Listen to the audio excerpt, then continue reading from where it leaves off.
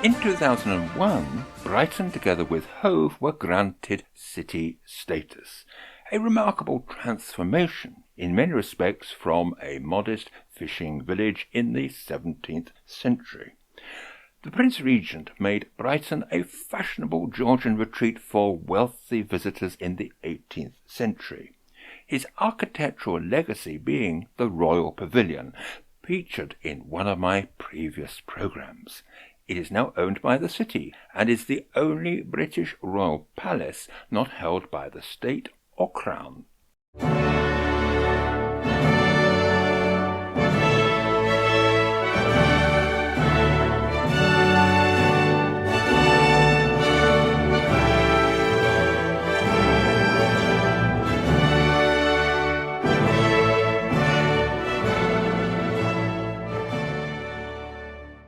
When the railway came, it arrived in style, and today we are on time. There are frequent services to Brighton from London and as far afield as Bedford and Cambridge. Built in 1883, the shed's 8 platforms are covered by 2 spans of eye-catching ironwork curving northwards, regarded by Simon Jenkins in his book as a miniature York and not architecturally dissimilar to Brighton's promenades and piers. Living not far away, over the years I have made several trips to Brighton. During that time I used Olympus and OM SYSTEM cameras from the E1 to the OM5 and a variety of lenses. One of my most successful visits was in the depths of winter, when the promenade facing due south receives the full strength of sunlight. There were not too many people around either, a setback that requires careful planning later. Weekends and bank holidays should be avoided, otherwise you may find the trains full or the A23 expressway not living up to its name, not to mention parking. This will be particularly true if the objective is Brighton's wonderful architecture, especially around Brunswick Square, west of the town centre. Started in 1824 on what was farmland, over the years the estate has been the home for many notable people, including, in my own field of music, Sir Roger Quilter and Sir Hamilton Harty. For these shots I use the EM1 with the 12 to 50 lens. On the subject of music, let's now, full of energy, stride along the prom to the unofficial national anthem for the county, also adopted by Brighton and Hove Albion Football Club. Yes, Sussex by the sea.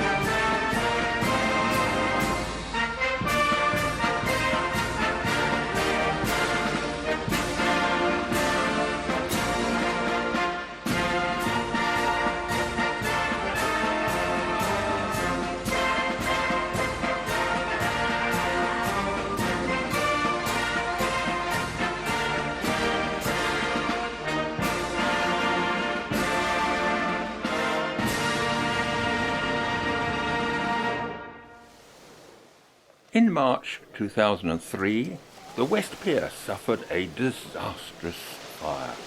It had been scheduled for redevelopment, and I took this shot the year before. All that is now left is its skeleton, a favourite subject for photographers. The Palace Pier remains fully operational as a tourist attraction. Magnus Volk, a Brighton resident during the late 19th century, was an inventor, particularly in the use of electricity, who conceived the seafront electric railway that still functions today, taking passengers from the Palace Pier to the marina. Beyond, the massive chalk cliffs herald the termination of the South Downs. It used to be possible to walk the undercliff towards Peacehaven and the Greenwich Meridian, but recent rockfalls have closed the path, and that may still be the case now. Above, on top of the cliff, is Rottingdean, a country idyll and peaceful retreat from the Brighton hubbub. Its windmill is still there, and there used to be several around Brighton. Its public garden and church in a village where Rudyard Kipling once lived can be reached by bus or a pleasant walk from the city centre. Another retreat, but in the city centre, not far from the tourist haunt of the Lanes, is St Bartholomew's Church. Built 1872-4, it is huge and has the highest nave of any parish church in England. I visited the church in 2007 with the E400, a pre-Micro Four Thirds camera with the 14-54 lens. I handheld at a 50th of a second, f2.8 at 400 ISO. Testimony, without question, how good the earlier Olympus 4/3 cameras actually were. At about 500 feet above the city, in the South Downs, is the Chattery, a war memorial honouring 53 Indian soldiers who fought for the British Empire and were cremated during the First World War. It is a Grade 2 listed structure. There is no road, but it can be accessed from public footpaths. Chantry, incidentally, means umbrella. The Unitary Authority of Brighton and Hove was created in 1997, so before it became a city, and it is compact. Geographically, I have always regarded Brighton in East Sussex, which is still its postal address. However, its celebrated scenic viewpoint high on the South Downs and not far away is Devil's Dyke, but that is in West Sussex. I cannot resist concluding my tour at this breathtaking location. In season, a bus can be taken from the city centre, and there is a car park. It is several miles from the railway, Hassocks Station being the best, a wonderful hike for the active walker.